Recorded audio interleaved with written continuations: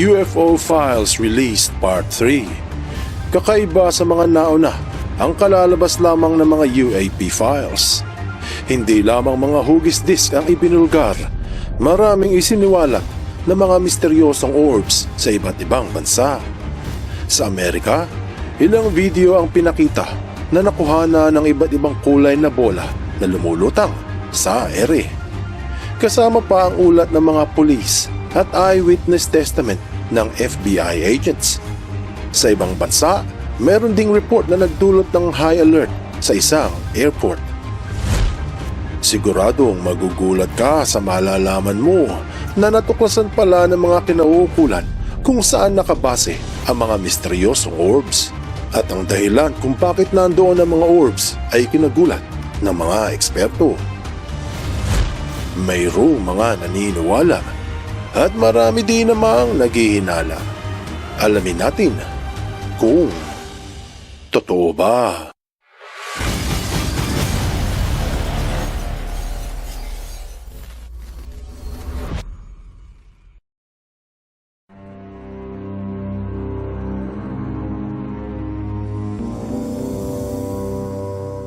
Noong ika-12 ng Hunyo 2026, inilabas ng pamahalaan ng Estados Unidos ang ikatlong declassified UFO o UAP files.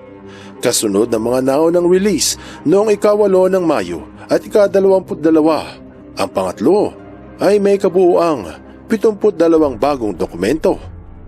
Kabilang sa mga files ay mga opisyal na ulat, mga video recordings, testimonya ng mga saksi, kasama ng kanilang mga sketch at artwork at mga report mula din sa iba't ibang ahensya ng pamahalaan gaya ng FBI. Ang kakaiba sa mga bagong files, karamihan ay may kinalaman sa mga misteryosong ilaw o mga orbs na namataan sa iba't ibang lugar. Kahit ngayon, hindi pa rin maipaliwanag kung ano ang mga naturang orbs. Siguro, natural phenomenon lang o baka nga, extraterrestrials. Isa sa mga pinag-uusapan ngayon ng mga sumusubaybay ay ang kaso ng tinatawag na orb pond case, kung saan paulit-ulit na may nakikitang mga kumikislap na ilaw sa ibabaw ng isang liblib na lawa mula noong taong 2021 hanggang 2025. May mga taga-roon at ilang FBI agents na umano'y nakasaksi rin sa mga ilaw. Dito nila napagtanto na marahil ay doon nakabase ang mga orbs. Kasama rin sa mga dokumento ang Mother Orb Incident sa Colorado noong taong 2023, kung saan inulat ang isang malaking kulay orange na orb na tila naglabas ng mas maliliit na pulang orbs, kaya tinawag itong Mother Orb dahil nga para bagang nanganganak ito. Isa pang kaso ang nangyari malapit sa airport sa bansang Zimbabwe, kung saan may nakitang umiikot na disk naglalabas umano ng iba't ibang liwanag. Isa sa mga laman ng ikatlong UFO files released ay ang report ng CIA noong taong 2008 na naganap sa Harare Airport ng Zimbabwe. Inulat na noong buwan ng Hulyo 2008, tanghaling tapat, isang UFO na hugis disk at may butas sa gitna ang nakitang nakalutang sa isang bahagi ng Harare Airport. Yung dalawang unang nakakita ang nag-report sa mga otoridad. Sa simula, nagtatalo ang dalawa kung isa raw itong advancing reconnaissance device mula sa ibang bansa o isa ngang extraterrestrials. Kalaunan na mataang nagbago ng kulay ang ilaw nito, tapos ay biglang lumipad diretso pataas at doon biglang nawala. Nang inireport sa management, nagbigay ng high alert ang kinauukulan at pinalibutan ng kapulisan ng buong paliparan. Kumalat ang balita sa Zimbabwe hinggil dito, subalit ang UAP ay hindi na muling nagpakita pa. Taong 2023, 6 na pulis ang nakasaksi ng mga ilaw na hindi nila maipaliwanag. Binanggit ito ng astrophysicist na si Avi Loeb, direktor ng Institute for Theory and Computation sa Harvard University. At ito Ang sabi niya, Well, thanks for having me. I was quite surprised. I thought it will be again some collection of documents, images, videos that are not really substantive in convincing us that there is something from outside of this world. But I was surprised that, in fact, there is a document, a letter written just a week ago by the director of the Office of All Domain Anomaly Resolution in the Pentagon. His name is John Kozlowski, where he detailed the report about a period of 2 days in October 2023 when 6 federal law enforcement agents reported observing orbs that were launching other... mainit ang sinabi ni Avi, pero hindi pa siya tapos.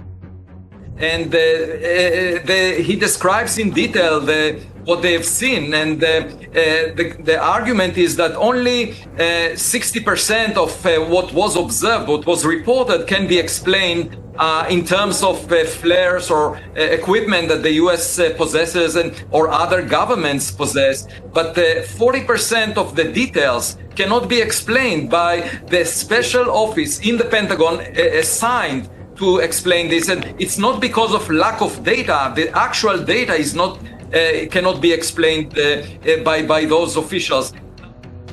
Ayon sa profesor, may sulat mula sa opisina ni John Kasowski, direktor ng All Domain Anomaly Resolution sa Pentagon, na nagsasaad ng pangyayari noong buwan ng Oktubre taong 2023 na may 6 na federal agents ang nakasaksi ng isang orb na tila dumadami. Ito yung binansagan nilang Mother Orb. At ang pinakasentro ng usapan hinggil sa mga orbs ay ang inireport sa New York Post noon lang 12 ng Hunyo 2026 na nagsimulang maganap taong 2021. Base sa ulat, may isang residente sa Estados Unidos na biglang nakapansin ng mga kakaibang ilaw malapit sa kanyang bahay.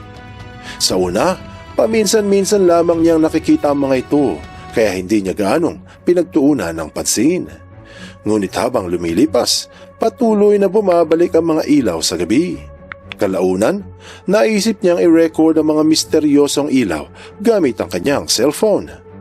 Sa mga unang recording nito, taong 2021, nakita niya ang isang maliwanag na orb sa malayo na tila dumadami. Nahati ang isang ilaw at naging 2. Pagkatapos ay naging 3. Mapapansin na medyo malayo ang kuha kaya magalaw ang kanyang video. Ito yung una niyang na-record, pero hindi ito ang huli. Naka-redact sa dokumento ng UFO files ang pangalan ng kumuha ng video at saan siya nakatira upang hindi lumabag sa batas ng Privacy Act. Pero kilala sa lugar kung sino ang lalaki. Dahil nakita din ng ilang kapitbahay ang mga orbs, madalas malapit lamang sa isang lawa. Sa mga sumunod na taon, nakapag-record siya ng iba pang video na halos ganun din. Naipakita ang mga misteryosong bolang ilaw na lumulutang. Merong mga nagbabago ng anyo o ng kulay, tapos may mga tila dumarami. Taong 2022, habang patuloy na pinagmamasdan niya ang mga kakaibang ilaw malapit sa lawa, makikita sa sumunod na video ang 2 mapulang orb na parang nakalutang lamang sa ere at wala namang ginagawa. Pero hindi lamang siya nakakita sa mga kakaibang ilaw. Pati mga tauhan ng Federal Bureau of Investigation.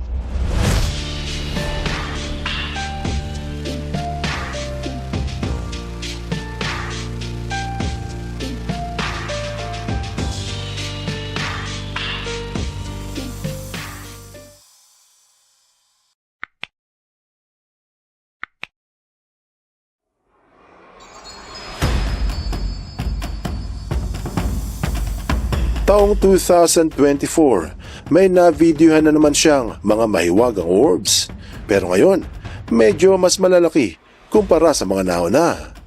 Iisa lamang at maputi ang liwanag nito. Nakalutang din at ilang minuto lang katulad ng ibang orbs ay biglang nawala. Buwan ng Oktubre 2024, nagpasya siyang tumawag sa mga otoridad. makalipas ang 3 taon ng pagbivideo sa mga orbs. Sa una, kapulisan ang kanyang nakausap, pero hindi sigurado ang himpilan kung ang inulat ng lalaki ay katotohanan. Kaya ay dinirekta siya na makipag-usap sa FBI. Sa sumunod na buwan ng Nobyembre, may kumatok sa pintuan ng lalaki. Nagpakilala ang 2 ahente ng FBI at kinumpirma nila na ito yung nag-report at dininig ang kwento ng lalaki. Sa una ay hindi sila makapaniwala hanggang sa sila mismo ang nakakita. Habang nagkukwento ang lalaki sa mga agents, pinakita niya ang ilan sa kanyang mga video bilang patunay na hindi siya gumagawa ng istorya. Sa labas ay tinuro nito kung saan madalas niyang nakikita ang mga misteryosong orbs. Nang sila ay lumabas ng bahay, personal nilang nasaksihan ng iba't ibang uri ng mga ilaw na hindi nila maipaliwanag. Ayon sa report na isinumite ng 2 FBI agents, ang una nilang nakita ay isang puting ilaw na gumagalaw o tila sumasayaw. Mabilis daw itong nagzigzag ng ilang beses, pabalik-balik sa kaliwa at sa kanan, bago tuluyang maglaho. Nakakita rin sila ng iba pang ilaw malapit sa mga puno sa kabila naman ng bahay. Ilang beses nilang napansin ang mga puting ilaw na kumikislap at nagiging bahagyang kulay asul. Sinabi din ng New York Times na may nakita ang 2 agents ng sinag ng liwanag na lumilitaw mula sa itaas at nawawala sa loob ng ilang segundo. Pagkatapos ay may mga pula o puting liwanag na ganun din biglang sumusulpot, gumagalaw at nawawala. Isa pa sa kanilang nasaksihan ay ang isang puting ilaw na nakapwesto sa ibabaw ng isang maliwanag na pulang ilaw. Ang 2 ilaw ay nakalutang sa taas na halos kapantay ng tuktok ng mga puno. Isang nakabibighaning tanawin ang nasilayan ng 2 FBI agents na naging mahalagang bahagi ng 3 UFO files. Isa ito sa mga sentro ng usapan dahil sa tila napag-alaman na may dahilan kung bakit doon sa iisang lugar malapit sa lawa palaging may mga nakikitang orbs. Ang huling video na nakuhanan ng lalaki ay noong taong 2025, kung saan nai-record niya ang 2 mapulang orb na tila magkatabing nakalutang sa himpapawid. Hindi sila gumagalaw ng mabilis at nananatili lamang sa iisang lugar sa itaas ng mga puno. Ilang minuto ito nagtagal at walang kakaibang ginawa ang 2. Nagpatuloy ang mga ito dahan-dahan pakaliwa, tapos ay biglang nawala. Ang video ay pinadala sa mga kinauukulan at wala nang balita hinggil sa lalaking kumuha nito. Marami ang naniniwala na siya ay pinagbawalang magsalita sa media hinggil sa kanyang natuklasan upang maiwasan ang panic sa lugar. Hanggang ngayon, hindi pa rin maipaliwanag ni naman kung ano ang mga orbs. Maraming nabuong dahilan kung bakit doon sa lugar palaging merong mga lumalabas na mga orbs. Isa sa mga posibleng paliwanag na pinag-iisipan ng ilang tagapagmasid ay ang posibilidad na may kaugnayan sa isang uri ng teknolohiyang sinusubukan ng pamahalaan o ng pribadong sektor. Bagamat walang kalapit na base militar o sensitibong pasilidad, may mga naniniwala na maaring may mga proyekto o kagamitan na hindi pa ibinubunyag sa publiko. Halimbawa, maaaring kabilang dito ang mga advanced na drone, surveillance system, sensor platform o iba pang makabagong teknolohiya na sinusuri kung paano gumana sa totoong kapaligiran. Posible ring ang lugar ay napili dahil sa pagiging liblib nito at kakaunti ang tao na maaaring makasagabal sa mga pag-testing. Sa kabilang banda naman, may mga pribadong kumpanya rin na pinaniniwala ang nagsasagawa ng pagbuo at pagsubok ng mga makabagong kagamitan para sa kanilang komunikasyon, pagmomonitor at paglipad. Gayunpaman, wala pang ebidensyang direktong nag-uugnay sa mga orb sa alinman sa mga ito. Dahil dito, nananatili lamang itong isang posibilidad habang patuloy na sinusuri ng mga investigador ang lahat ng maaaring paliwanag.